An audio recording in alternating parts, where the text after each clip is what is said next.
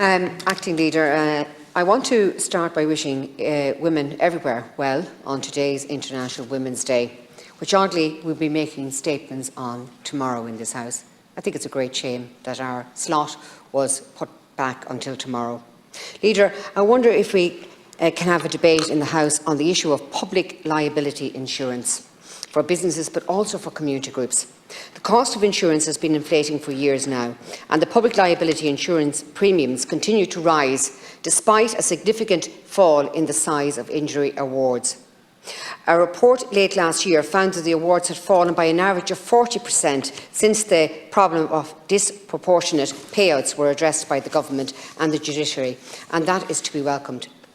It was the insurance companies themselves that identified the cost of claims as the key driver of insurance costs, and we have done our side of the deal in bringing those more into line with international levels.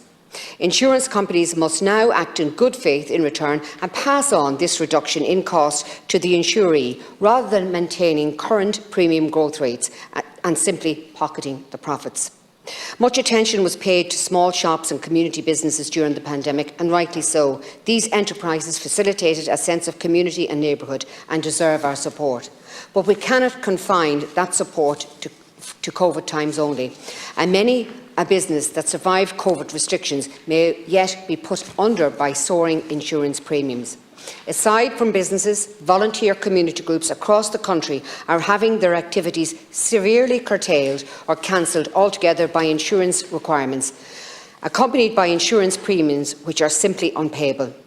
Whether it's a beach clean-up, graveyard maintenance, work with refugees or sports camps, community initiatives which enable people to give back to their communities and build them up in the process should enjoy every possible support we can give them.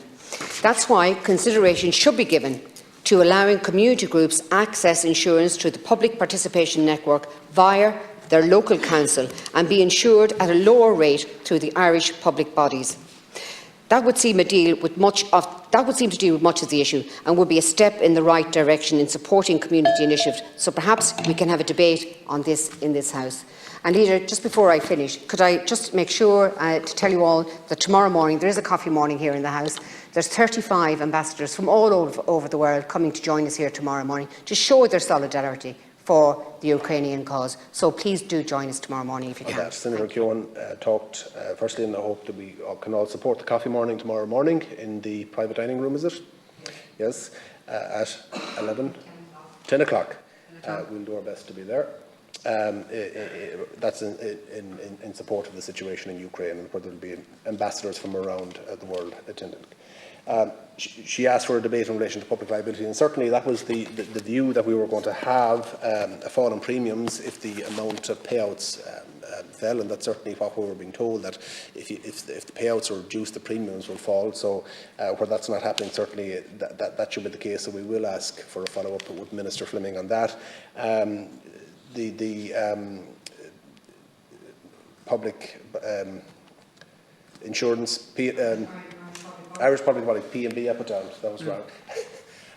Irish Public Bodies Mutual Insurance, who do a tremendous job in relation to our local authorities, and certainly if they can expand their cover, it would certainly be beneficial to community groups. So I can certainly suggest that to them, and no doubt you will contact them as well with the rep who's ever on the rep from your own county and the other county.